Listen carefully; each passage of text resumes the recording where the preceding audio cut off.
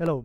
In lesson 112, you'll learn to evaluate piecewise functions, and also you'll learn also how to graph piecewise functions. Now, a piecewise function is a function again that changes for different parts of the domain. Like in this example right here in this diagram, this is an example of a piecewise function. We have the piece on the left of 1, that is the line 2x plus 2, and on the right of 1 greater than 1, we have the line negative x plus 5. And putting those two pieces together is called a piecewise function. Let's go over how to evaluate a piecewise function. Well, because the two pieces exist at explicit domain, we identify what the correct domain to the piece that we're using, substitute the given input value to the correct function, and then evaluate and identify the output value. Simplify the expression, in other words. So for example, here we have the piecewise function of two pieces. We have the constant of 4, and that's going to be the output value for values of x less than or equal to 3. And then we have 5 times x for any value of x that's going to be greater than 3. So for example, if I want to evaluate f of 0, well, 0, the number 0 is a number that is less than 3, not equal to 3, but less than 3.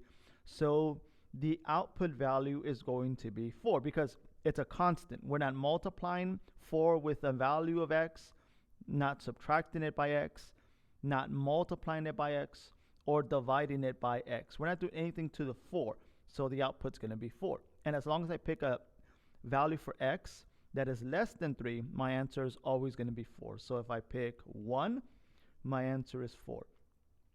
I picked 2, my answer is 4.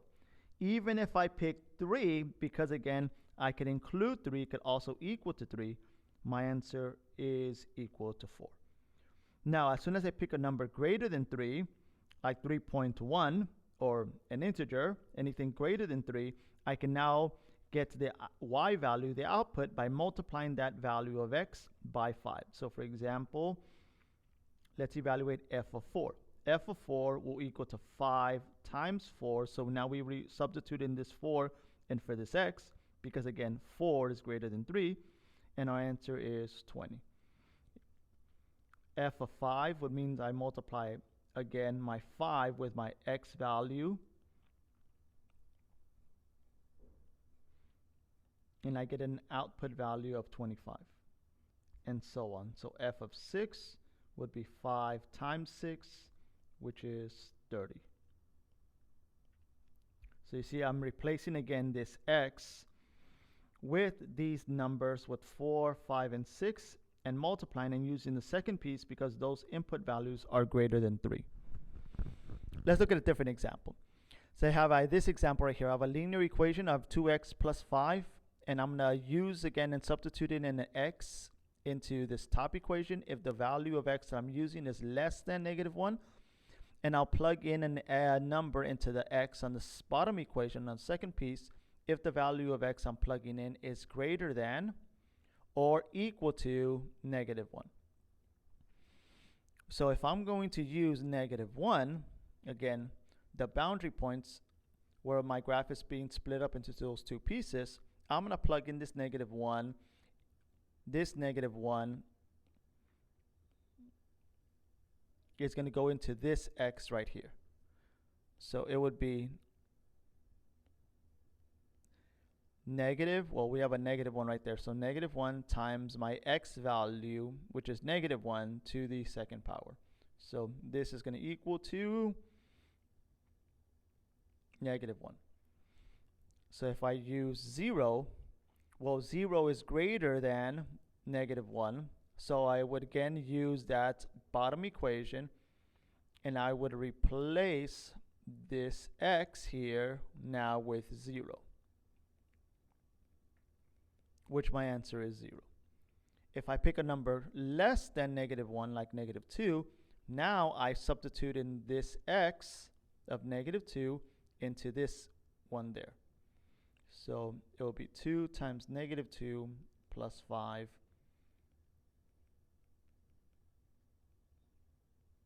where my answer is 1. So this is how I evaluate these functions. Now on this example, notice that neither of them have an equal sign. So if I try to use f of negative 2, I cannot plug it into the top one because it doesn't equal to negative 2, and I cannot plug it into the bottom one because it does not equal to negative 2. So this one does not have an output value, so this does not exist. The value of f of negative 2 does not exist. But if I plug in anything less than negative 2, for example, negative 5, I can plug in this negative 5 into this x right here because, again, negative 5 is less than negative 2. So this would be the absolute value of 2 times negative 5 minus 1, which is negative 10 minus 1. That equals negative 11, the absolute value of negative 11, which my answer will simply be positive 11. And if I plug in any number greater than negative 2, for example, 0 is greater than negative 2, just for an example, I would now plug in 0 into this x, into the bottom x, because 0 is greater than negative 2. So 0 to the third power plus 4, and my answer is 4.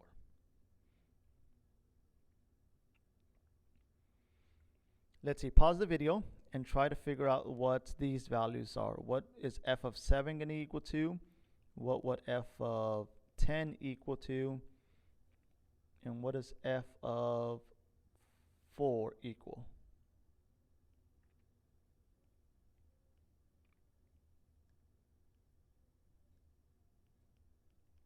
So pause the video and find the values of these functions. So let's check your work. So for the first example, the answer does not exist because neither of them equal to 7. I can only use plug in a value of x here if the number I'm using is less than 7, and I can only plug a value of x here if the number I'm using is greater than 7. For 7, there is no value. It does not exist. F of 7 does not exist. F of 10, well, 10 is bigger than 7, so I'll plug in the 10 into this x. So my answer would be 10 plus 6, so my answer is 16. And since 4 is less than 7, I plug in the 4 into this x there. So this will be 3 minus 4 times 4 to the second power.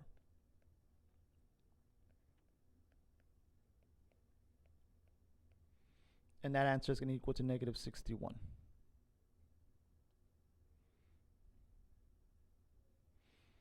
Now, to graph these type of functions, I use the same idea as before. Again, I have this boundary line, and to the left and to the right of this boundary line, which in this case is at negative 2, so let me draw a vertical line right here. We have again these two functions. On the left of negative 2, less than negative 2, we have the function which is simply the constant of 5.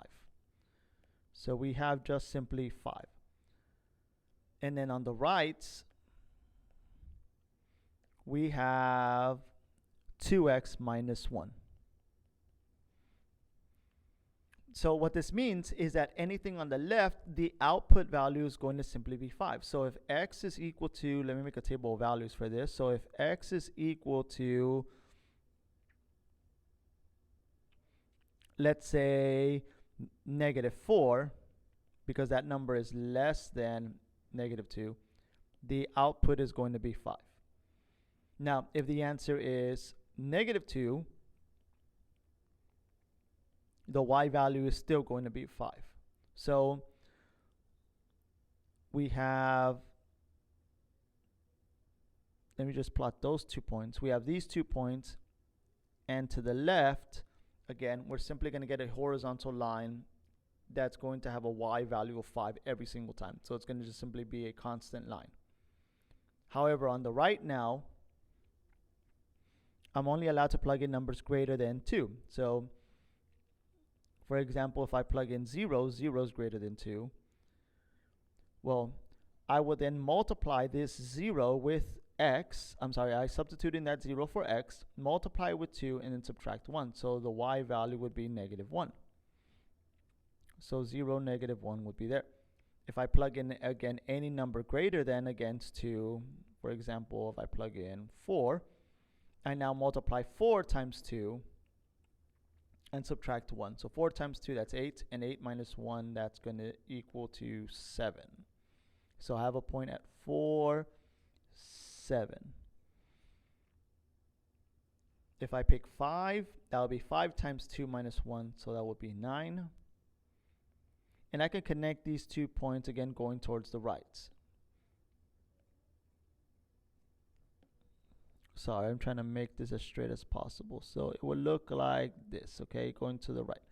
Now notice that I have a big chunk again of pieces of the x values to pick from the boundary line. So let me pick a point that's on the boundary line. I know again that we don't have an equal sign going towards the right. So what we're going to do is when I pick the boundary point, when I pick -2 and the y value I get, I'm going to indicate that by using an open circle instead of a closed circle like I did on 5. So I want to pick a point again that gets very, very close to this boundary line. So for example, like -1.99999, again, a bunch of 9s repeating, that number is greater than -2. But I don't want to multiply this number by 2 and then subtract 1 to get some other weird decimal. So what I'm going to do is just simply estimate this number to the number -2. And using that estimation, use an open circle for whatever the y value is on this boundary line that connects to the right side. So 2 times -2 is -4, and then -1 is -5. So that's 2, -5.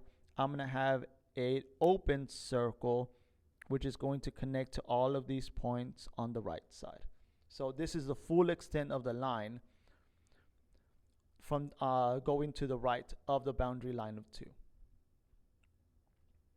So just to summarize, on the left, we have the horizontal line of 2, and because we equal to -2, we have a closed circle on the boundary line. But on the right, 2x minus 1 is going to look again like a line, again, where the slope is 2 and our y-intercept is -1 and our slope is 2.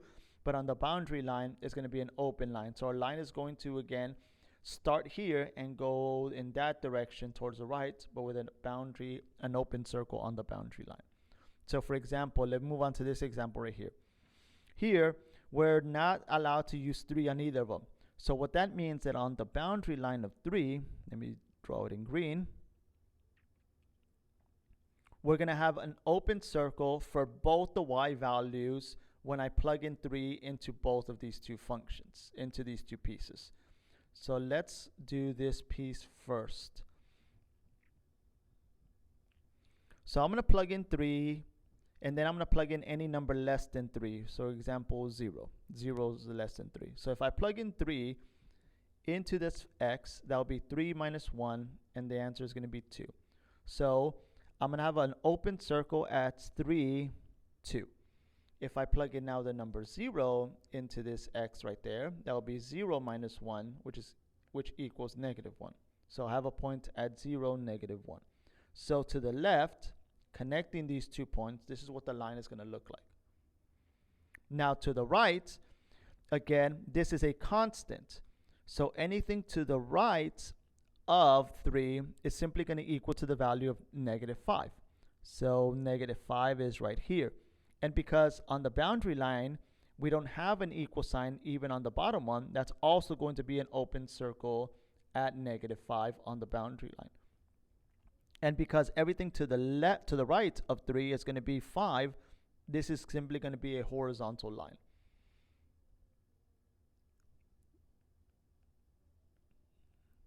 So at 3, -5, we have a point which is going to be an open circle. And then picking any point greater than 3, for example 6, we also have a y value of 5.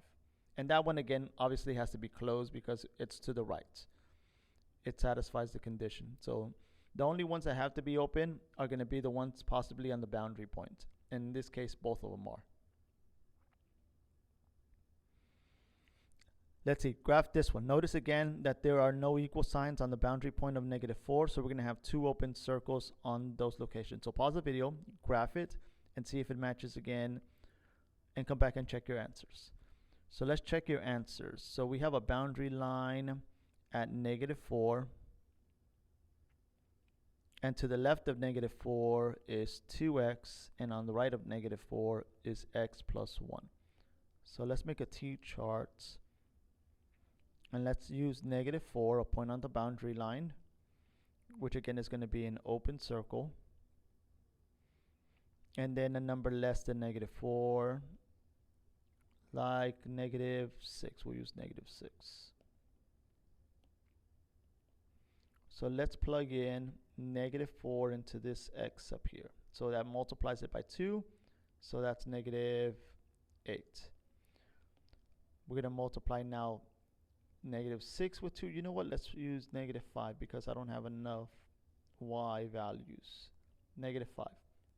And -5 times 2 is -10.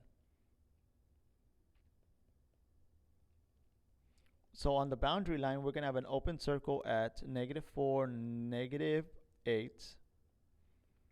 And at when x is equal to -5, the y value is -10. So the graph looks like that. Now, let's do the right side. So for the right side, I'm going to pick again the boundary point of -4. And again, because it doesn't have an equal sign, this is also going to be an open circle. So if I plug in -4 into this bottom equation, that'll be -4 plus 1. And the y value is -3. So an open circle at -4, -3.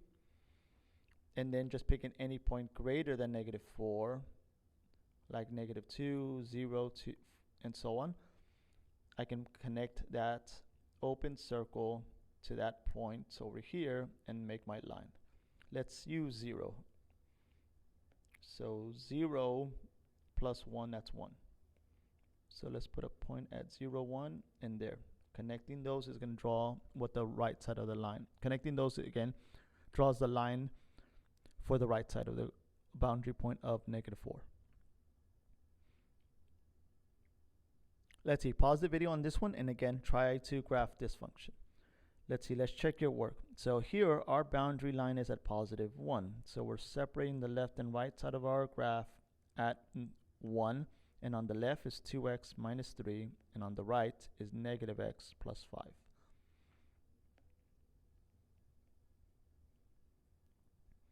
So let's pick again 1, since 1's the boundary point. So let's plug in that 1 into the top equation. So this would be 2 times 1 minus 3. So 2 times 1 is 2, and 2 minus 3 is -1. Now, because we're allowed, this one actually has an equal sign, this is going to be closed. And now I have to now pick a point that's going to be less than. To continue using this top equation, I pick a point to the left. So let's plug in 0. 0 is always a cool one to use. So 2 times 0 is 0, and 0 minus 3 is -3. So plotting the point at 0, -3. Plotting the point 1, -1, which is going to be closed also. Those 2 points connect towards the left, and draw that piece of our function. Now for the right piece. We'll again use the boundary point of 1, but this time, since we want to plug it into the bottom one, and this one doesn't have the equal sign on the 1, this dot or this circle that I draw on the graph is going to be open. So plugging in 1 multiplies 1 with -1, so we have -1 plus 5, and that's 4. So we have an open circle at 1, 4, and then pick any number again greater than 1. So let's pick 4. Let's use 4. So 4 gets multiplied with a negative, so that is -4, and -4 plus 5 is 1.